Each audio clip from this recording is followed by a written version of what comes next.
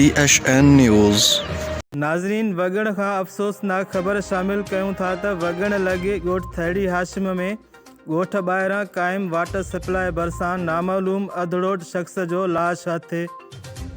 ज़रई ज़मीन ते वियल ॻोठाणनि लाश ॾिसी पुलिस खे इतलाउ ॾिनो, जंहिं बाद पुलिस पहुची लाश पंहिंजी तहवील में वठी छॾियो। हथ आयल नामालूम अधड़ोट शख़्स जो लाश सरकारी अस्पताल पहुचायो वियो, जिते लाश जी सुञाणप न थियण करे लाश सर्दखाने में रखियो वियो आहे। पुलिस पारां जांच शुरू कई वई आहे। अस्पताल अमले ॿुधायो त हथ आयल लाश जे जिस्म ते तशद्दुद जो को बि निशान मौजूदु नाहे। वधीक ख़बर पोस्टमार्टम रिपोर्ट अचण बाद पवंदी त संदसि मौत कीअं थियो आहे।